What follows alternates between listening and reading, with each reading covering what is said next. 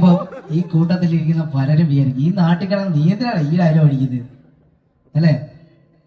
അപ്പോ സത്യം പറഞ്ഞാൽ ഒരു സിനിമാ നടൻ എന്ന രീതിയിൽ പോയതിനു ശേഷം ഒരു നമ്മുടെ നാട്ടിലെ ക്ഷേത്ര ചടങ്ങിൽ ആദ്യമായിട്ട് പങ്കെടുക്കുന്ന ഒരു പരിപാടിയാണിത്.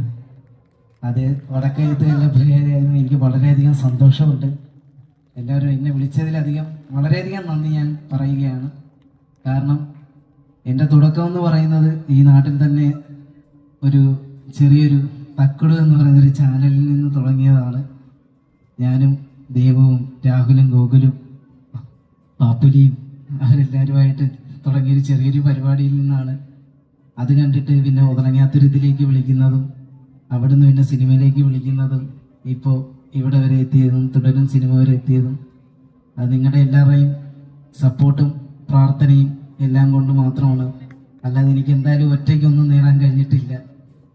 അപ്പോൾ ഇനിയും നിങ്ങളെല്ലാവരുടെയും സപ്പോർട്ട് എനിക്ക് ഉണ്ടാവണം. ഇനിയും വരുംകാല സിനിമകളിലെ എല്ലാം പ്രോത്സാഹനം നിങ്ങൾക്ക് ഉണ്ടാകണം.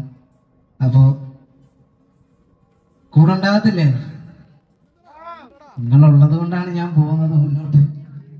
അപ്പോൾ എന്നോടൊപ്പം ഇന്നിപ്പോൾ ഈ വേദിയിൽ പങ്കിടാൻ വരുന്നത് നമുക്കെല്ലാവർക്കും അറിയാം, ബിഗ് ബോസ് എന്ന് പറയുന്ന മലയാളം കണ്ടതിൽ വെച്ച് ഏറ്റവും വലിയ mega show, gaming show big ബോസിലൂടെ 3ാം സീസണിലൂടെ മലയാളികളുടെ എല്ലാം ജനശ്രദ്ധ പിടിച്ചു പറ്റിയ, അതിലുപരി മമ്മൂക്കയോടൊപ്പം വില്ലൻ വേഷത്തിൽ ഫേസ് ടു ഫേസ് എന്ന് പറയുന്ന സിനിമയിൽ വില്ലനായി വേഷം ചെയ്ത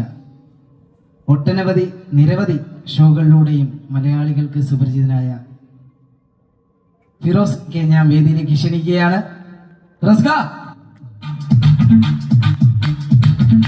എല്ലാവരും കാത്തിരിക്കുക.